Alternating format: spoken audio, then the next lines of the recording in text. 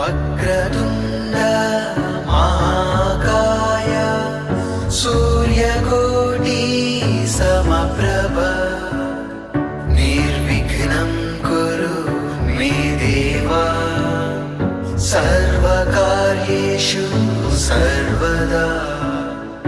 वक्रतुण्ड महाकाय सूर्यकोटि समप्रभ निर्विघ्नं कुरु मे देव सर्वकार्येषु सर्वदा।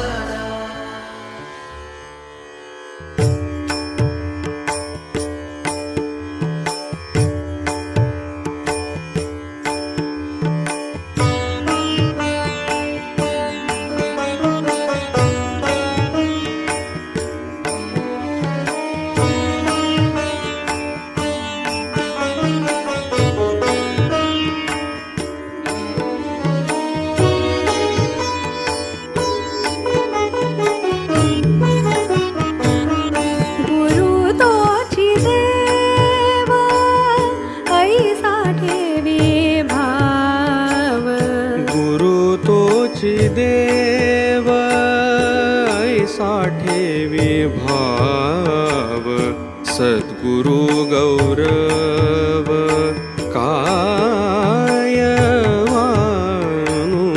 सद्गुरु गौरव कायवानु गुरु तोची देव ऐसा ठेवी भाव सद्गुरु गौरव कायवानु गुरु तोची देव ऐसा ठेवी भाव।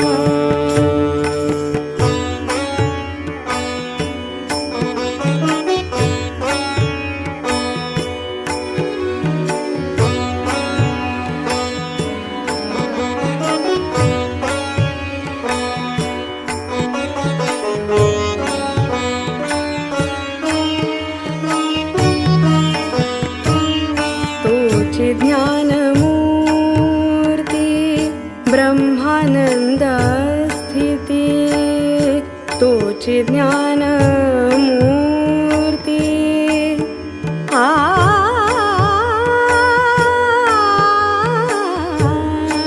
आ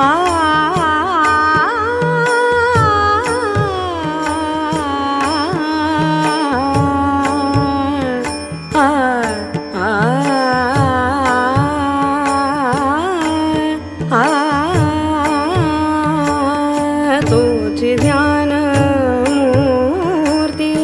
ब्रह्मानंद स्थिति देई पराशांती भाविकाते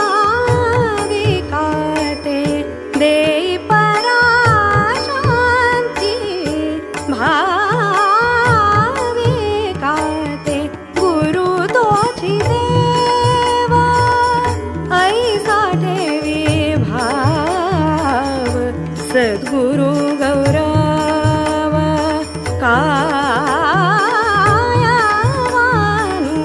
गुरु तोची देव ऐसा ठेवी भाव।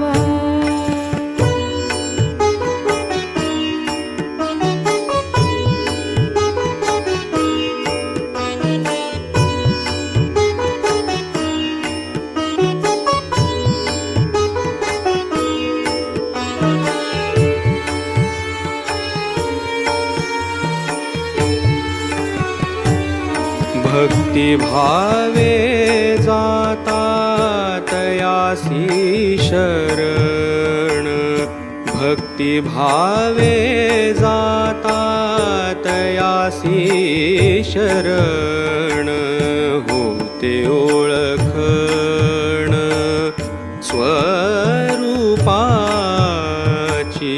होते ओळखण स्वरूपाची गुरु तोची देव ऐसा ठेवी भाव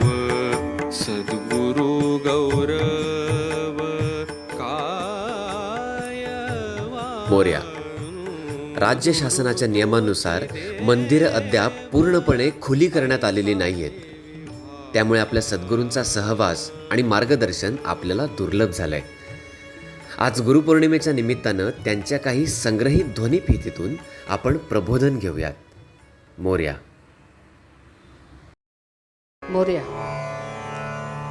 ज्या शक्तीला क्षणोक्षणी अनुभवायला पाहिजे, ज्या अंतरात्म्यात ईश्वर दडलेला आहे, तो क्षण आम्हाला वेचता आला पाहिजे. फुलांसारखा ओंजळी भरभरून तो वेचता आला पाहिजे आणि त्याचा सुगंध दरवळला पाहिजे स्वतःच्या देहातच. आम्ही मोगऱ्याचा सुगंध घेतो,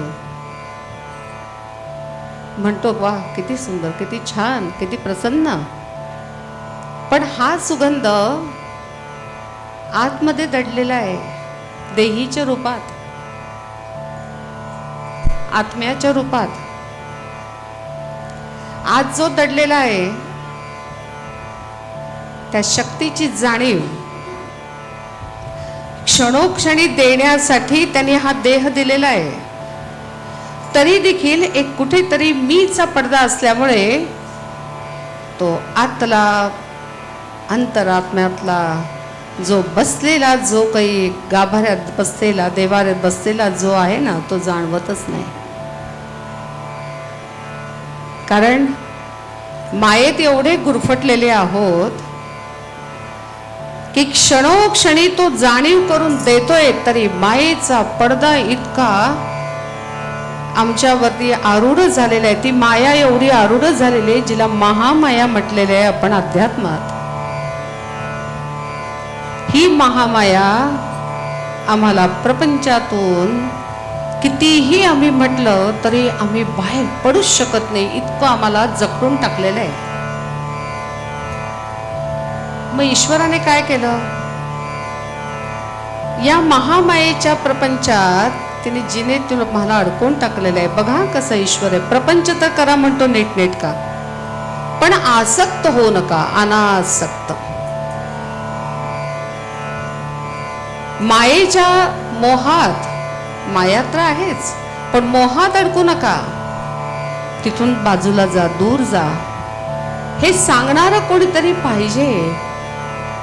प्रपंचात राहून सुद्धा प्रपंच नीटनेटका कसा करता येईल, परमार्थ कसा करता येईल, हे सांगणारं कोणीतरी पाहिजे. त्याचं नाव गुरु. कसा प्रपंच करायचा, त्या शक्तीची जाणीव क्षणोक्षणी, एक क्षण आम्ही नाही विसरू शकत, पण आम्ही क्षणोक्षणी विसरतो. ती माया क्षणोक्षणी आम्हाला शक्तीचं विस्मरण करायला लावते. ती माया. शक्ती आहे, वाचा शक्ती. बोलता नाही आलं तर काय करणार? प्रत्येक शब्दाच्या मागे, प्रत्येक अक्षराच्या मागे ती शक्ती आहे. त्या शब्दातले भाव व्यक्त करण्याचं जे सामर्थ्य आहे ती शक्तीचंच आहे. त्या शब्द समूहातून जो अन्वयार्थ निघतो, जो सूचितार्थ बाहेर पडतो, ती शक्तीचीच किमया नव्हे काय? प्रत्येक जो काही क्षण न क्षण जो आहे तो शक्तीचाच आहे. आम्हाला डोळ्यातून बोलायचं असतं, काहींना मुखाने बोलता येत नाही, वाचा नसते, वाचा असते पण तेवढं प्रभुत्व नसतं, सामर्थ्य नसतं. मग अशा वेळे आम्ही डोळ्याची भाषा बोलतो, डोळ्याचे हावभाव चालतात. ते डोळे हलवण्याची जी किमया आहे त्याच्या मागे शक्ती आहे. हेच डोळे हजारो ठिकाणी फिरतात, एका क्षणात सगळं टिपतात. कॅमेरा बसवलेला आतमध्ये, तो क्षणोक्षणी, त्याला बॅटरीची गरज नाही, कशाची गरज नाहीये, पण तरी देखील क्षणोक्षणी तो कॅमेरा चाललाय. बघा, तो कॅमेरा प्रत्येक क्षण न क्षण टिपतोय, प्रत्येक गोष्ट न गोष्ट सृष्टीत ते टिपतोय. शक्तीच नव्हे. कानाने अमंगळ ऐकतो, अभद्र ऐकतो, अपवित्र ऐकतो, सुंदर ऐकतो, चांगलं ऐकतो, जे काही आहे सगळं ऐकतो. ऐकण्याची शक्ती आहे, सामर्थ्य आहे ऐकण्याचं. प्रत्येक क्षणाक्षणाला तो जाणीव करून देतोय. हात हलवण्याची शक्ती आहेच. हात लुळा पडला तर साधं भांड सुद्धा उचलता येत नाही. कुठे गेली शक्ती? मग जाणवतं कोणीतरी मागे आहे. या देवाला शोधायचा प्रयत्न करतो. जळी स्थळी काष्ठी पाषाणे तू तर दडलेला आहेच. ती बघण्याची व्यापकता आमच्याकडे नाहीये देवा. ही व्यापकता येणार आहे साधनेतून. साधनेचं सामर्थ्य जेव्हा वाढवून देवा, तेव्हाच हे आतलं अंतरंगातलं हे तुझं अनामिक सौंदर्य आम्हाला बघायला मिळणार आहे. शक्तीची जाणीव होणं आणि शक्तीचं सौंदर्य अंतःचक्षुने बघायला मिळणं खूप फरक आहे. हे अंतरंगातलं सौंदर्य डोळे असून सुद्धा आम्ही पाहू शकत नाही. आज शक्तीचं सामर्थ्य अचाट सामर्थ्य आहे, तरी देखील आम्ही ते अनुभवू शकत नाही. ऐकण्याचं सामर्थ्य असून सुद्धा त्याचा ओंकाराचा नाद आम्ही ऐकू शकत नाही. ही कुवत आमची आम्ही निर्माण केली नाही, त्याला पाहण्याची कुवत निर्माण नाही केली.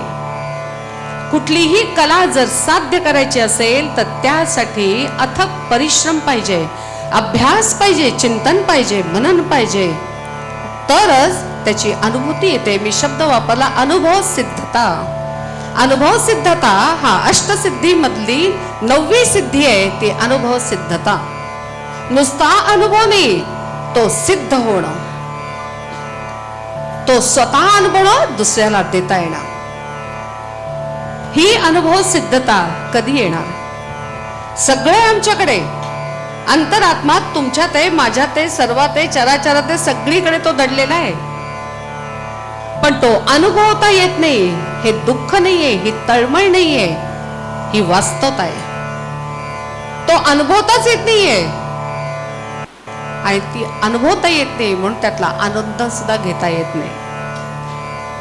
क्षणाक्षणाला तो आहे याची जाणीव जो करून देतो त्याने क्षणाक्षणाला तो आनंद दिलाच पाहिजे आम्हाला, पण तो मिळत नाही आम्हाला. कारण या शक्तीच्या मागे जी आहे ती ठामपणे उभी आहे, ती महामाया वल्लभा, गणेशाची निर्गुण पत्नी वल्लभा. मग अशा निर्गुण महामायेपर्यंत पोचायचं सामर्थ्य, कला प्राप्त करायची तर स्वतःमध्ये त्या अथक परिश्रमाची गरज आहे. मगाशीच म्हटलं, गुरु मिळतात, गुरु हे तत्व जाणवतं, अनुभवता येतं लौकिक कामासाठी. त्याचा वापर फक्त लौकिक कामासाठी करतो. अलौकिक कामासाठी म्हणजे शक्तीची अनुभव सिद्धता येण्यासाठी याचा वापर कधी केला का? गुरुतत्व जाणून घेतलं का? गुरुतत्वाचं सामर्थ्य आम्ही कधी स्वतःमध्ये अनुभवलं का? नाही. तिथे सुद्धा मनाचा प्रामाणिकपणा नाही. अंतरात्म्यातली ही जी शक्ती दडलेली जी आहे, अचाट ताकद, अचाट सामर्थ्य, क्षणोक्षणी तो आनंद मिळाला पाहिजे. किती अध्यात्म इतकं सोपं करून त्याने टाकलेले बाप्पाने. कुठेही तुम्हाला कडे कपारी, डोंगर कपारी जाऊन भगवी वस्त्र परिधान करून हातात कमंडल घेऊन आणि प्रपंचाचा त्याग करायची काही गरज नाही. घरात बसून याची देही याची डोळा, घरात बसून तुम्ही हे सगळं करू शकता. पण केव्हा? स्वतःचं असलेलं सामर्थ्य जेव्हा तुम्हाला जाणवेल साधनेच्या माध्यमातून, तेव्हा. मी माझ्या परत त्या मूळ पदावर आले. साधना असेल तर हे शक्य आहे.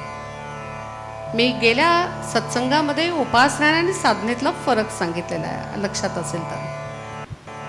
साधना म्हणजे जे साध्य होत नाही ती साधना. ईश्वर प्राप्ती अनेक जन्म साधना केल्यानंतर क्वचित कुठल्या तरी जन्मात प्राप्ती होते. मग प्राप्ती होत नाही हे समजत असून सुद्धा जो चिकाटीने, अथक परिश्रमाने, प्रामाणिकपणे, नित्यनेमाने, अहोरात्र तळमळ मनात ठेवून जो सातत्याने त्या ईश्वराचाच विचार करतो आणि जे विचार करून सुद्धा हे प्राप्त होणार नाही हे माहिती आहे तरी सुद्धा जो त्याला पकडून राहतो, त्याला साधना म्हणतात. आणि आम्ही रोज करतो ती उपासना. आज केली, 2 दिवस कंटाळा आला बुवा, तिसऱ्या दिवशी केली, आज नको, तब्येतच जरा बरी नाही आहे. 5व्या दिवशी घरात काहीतरी लग्न कार्य निघालं, कुठे वेळ मिळणार मला? वेळ भरपूर आहे, भरपूर ईश्वराने वेळ दिला आहे. प्रत्येक सेकंद अनुभवण्यासाठी त्याने दिलेला आहे. पण आमच्यासारखे पडत मूर्ख, महामूर्ख, ज्ञानी माणसं आम्ही म्हणतो स्वतःला, प्रत्येक क्षण न क्षण फुकट घालवतोय आणि मृत्यूच्या दिशेने पाऊल टाकतोय सातत्याने. पण मृत्यूच्या दिशेने आम्ही प्रवासाला निघालो याची आम्हाला जाणीवच होत नाही. नको त्या जाणीवा होतात. जी जाणीव सातत्याने व्हायला पाहिजे की अरे एवढ्या खरोखरीच मृत्यूच्या दिशेने मी चाललोय, पण काय हे एवढी जीभ दिली आहे, जो मांसल भाग आहे त्याच्यावरती ते शब्द पेरायचे नामाचे, पण ते नाम काही केले यायचं नावच नाही. आपण म्हणतो मी प्रयत्न करतो, हो, पण येतच नाही. पण प्रयत्न कसा पाहिजे? अहोरात्र प्रयत्न केला तर मात्र खरोखरीच सांगते, पहा बरं त्याचा अनुभव काय येईल. मग सिद्धतेकडे जाल. अष्टसिद्धी प्राप्त करण्यासाठी वेगळे काही प्रयोग करायची गरज नाहीये. नामातच सर्व काही आहे. नामात काय नाही, सगळं काही आहे.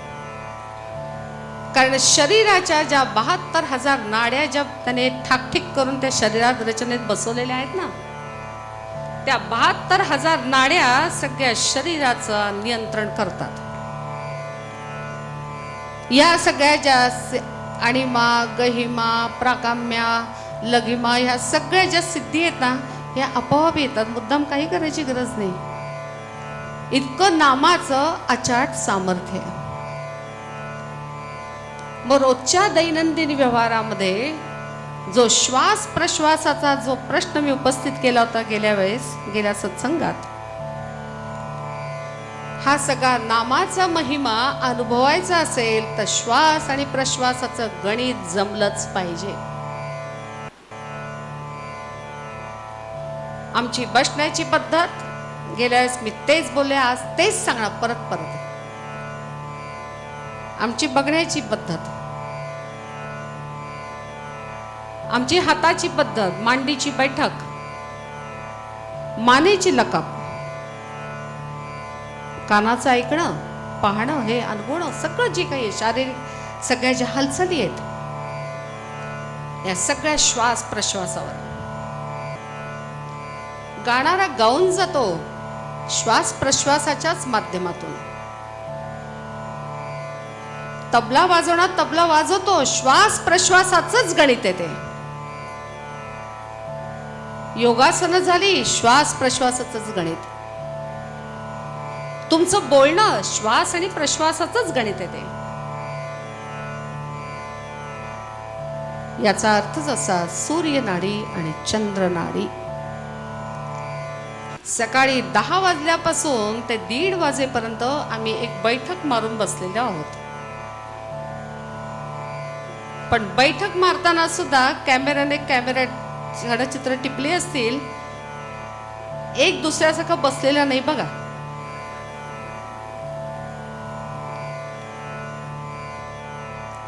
समोरच कॅमेरा आहे, क्षणचित्र टिपली असतील, एक दुसऱ्यासारखं नाहीये. कारण प्रत्येकाची सूर्यनाडी आणि चंद्रनाडी तो श्वास कसा घेतो आणि श्वास कसा सोडतो त्याच्यावर अवलंबून आहे.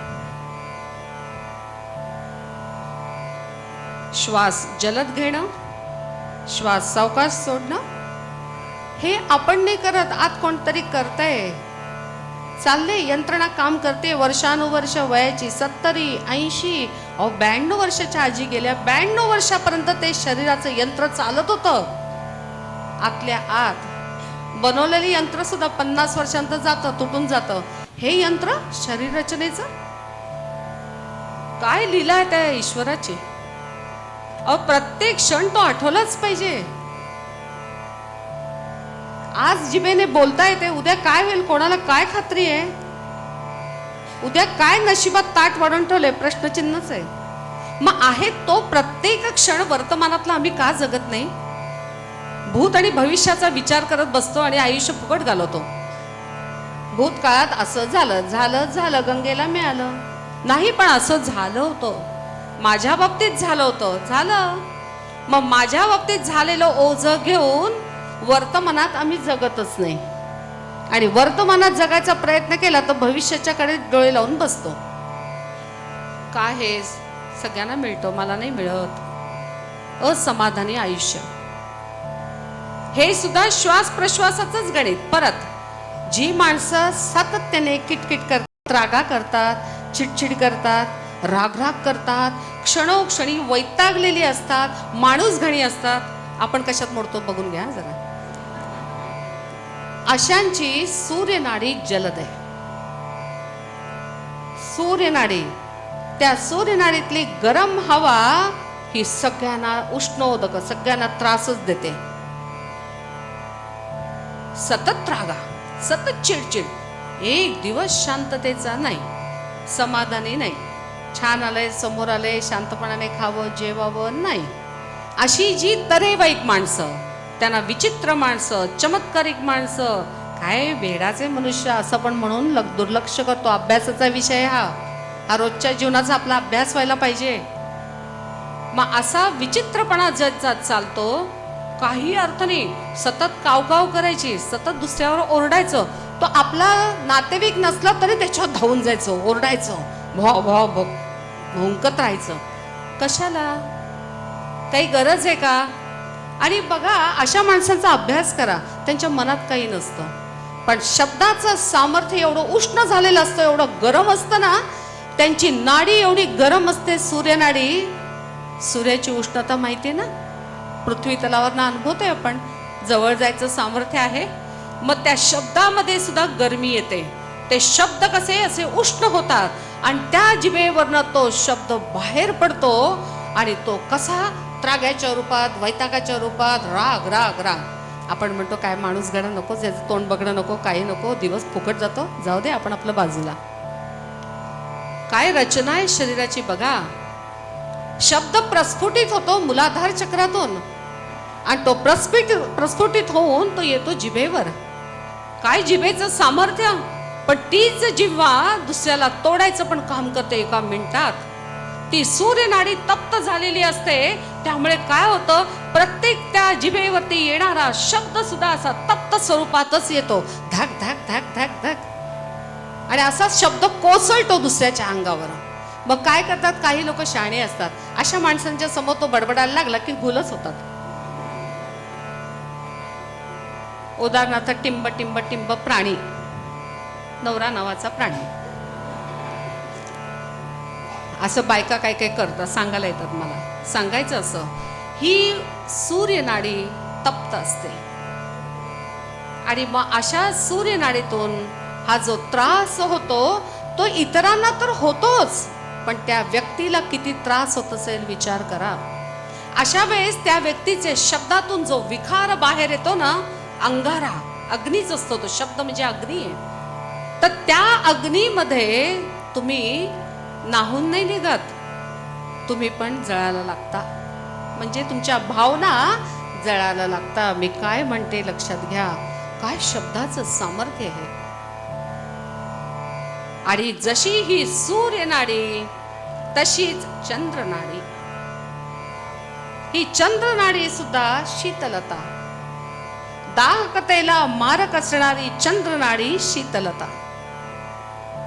मग या चंद्रनाडीचा सुद्धा तुम्ही अभ्यास करा, कशी आहे आपल्या शरीरात.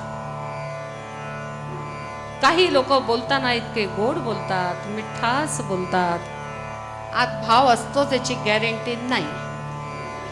चंद्रनाडीची जी माणसं आहेत ना, फार मधुर बोलतात हो, ऐकावं असं वाटतं.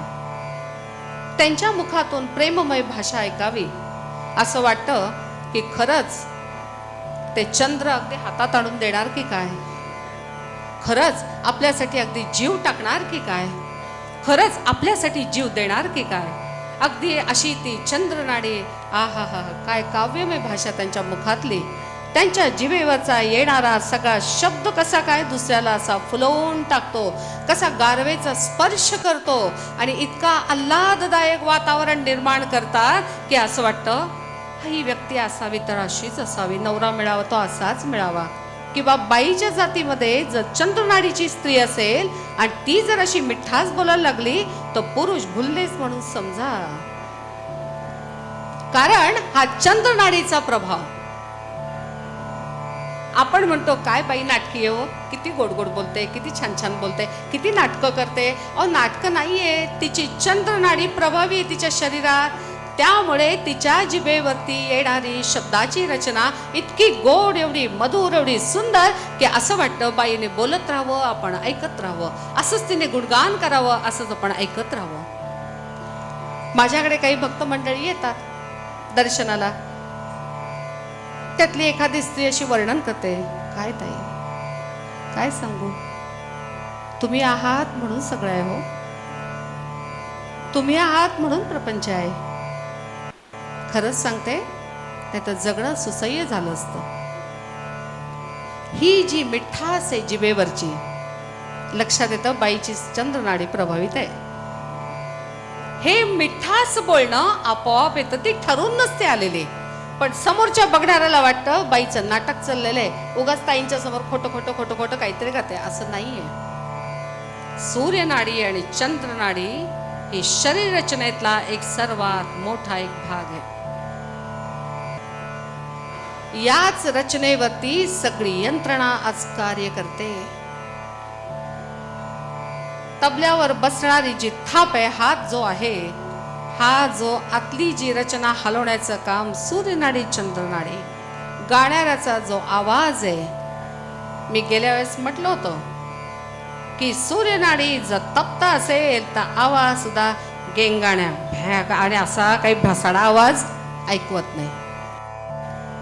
पण ज्यांची सूर्यनाडी आणि चंद्रनाडी समेवर आहे तो सुंदर गाऊ शकतो, त्याचा आवाज ऐकावासा वाटतो. लता दिदी जगातलं सर्वोत्तम उदाहरण, ईश्वराचा एक प्रचंड आविष्कार. कशात असेल गाण्यामध्ये तर लता दिदी. आज या देहामध्ये, शरीर रचनेमध्ये हा जो कंठस्वर जो म्हणतो कंठ, इथे नर आणि मादीची रचना ईश्वराने केलेली आहे. ज्याला आपण टॉन्सिल्स म्हणतो ना, तिथे एक रचना केली नर मादीची. यातलं जर एक बिघडलं ना तंत्र तर आवाज बसाडा येतो, गेंगाणे येतो, पुरुषी आवाज येतो, ऐकावंसं वाटत नाही, बेसूर. कान बंद करतो, झोप लागते आपल्याला, नकोच, ऐकायला नको. पण नर मादीची रचना जर सारखी शिव आणि पार्वती तिथे स्थानापन्न आहेत. ती रचना जर समेवर असेल तर एकमेव जगातला हा जो चमत्कार पाहिलाय तो लता दिदीच एकमेव होणे. गळा गोड किती असू शकतो, शब्दाची जी फेक आहे ती फेक बघितल्यावर असं वाटतं वा ईश्वरा, गाणं असावं तर ते असं. किती समेवर नर मादी ही ईश्वराची देणगी, नाही तर काय. आम्ही कोणत्या जन्मात समेवर येणार. आम्ही बोलताना, आम्ही दुसऱ्याशी हावभाव करताना आमची सगळी शरीराची रचनेचा अभ्यास करा. आपल्या देहाच्या मुद्रा बघा, आमची बसण्याची बैठक बघा, आमची वागण्याची तऱ्हा बघा, आमची जेवण्याची पद्धत बघा.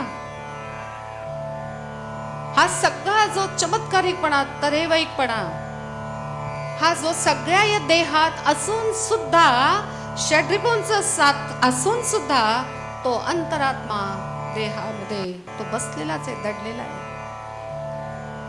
इतके षड्रिपू आमच्यावरती आरूढ झालेले आहेत, तरी देखील तो त्याचं काम करतोय अहोरात्र. श्वासाकडे आणि प्रश्वासाकडे जरूर पहा, लक्षात येईल. एक नाडी संथपणे अगदी सावकाश आणि एक नाडी जलदपणे श्वास घेते. ही किती धोक्याची सूचना आहे आम्हाला. किती मृत्यूच्या दिशेने आम्ही पटकन प्रवासाला निघालोय. हा प्रवास आमचा ते श्वासच थांबवतात. मृत्यूच्या दिशेने सगळ्यांनाच जायचंय, पण ईश्वर म्हणतो ज्या देहामध्ये मी दडून बसलेले त्याची अनुभव सिद्धता घ्या आणि मग मृत्यूच्या दिशेने प्रवासाला लागा. पण ही अनुभव सिद्धता कोणत्या क्षणी येईल? आज आम्ही प्रत्येक क्षण जरी वेचायचा प्रयत्न केला तरी ते शक्यच होत नाही. कारण त्याची जाणीव असली तरी तळमळ नाही, तळमळ असली तरी ती ओढ नाही, आणि ओढ असली तरी ईश्वराला जाणून घ्यायचेच असा प्रामाणिकपणा नाही. म्हणून प्रत्येक दिवस येतो आणि तो जातो, तो येतो आणि मृत्यूच्या दिशेने तो वाटेवर आम्हाला घेऊन जातो. तो येत असतो परत मृत्यूच्या दिशेने आम्हाला घेऊन जातो. असा हा अखंड अव्याहत पुनरपि जननम पुनरपि मरणम असा अखंड अव्याहत चाललेला रात्रंदिन हा आमचा प्रवास आहे. मग या प्रवासाला कुठेतरी फुल स्टॉप नकोय, आम्हाला प्रवास करायचाच, पण त्याला जाणून घेऊन जाणीवेच्या पलीकडची नेणिवेची जी अवस्था आहे तिथे जाऊन आम्हाला पोचायचंय. आणि या नेणिवेच्या अवस्थेला जाऊन ईश्वराला जाणून घेऊन ती अनुभव सिद्धता प्राप्त करून मगच प्रवास करायचा आहे. गणपती बाप्पा मोरया, मंगलमूर्ती मोरया.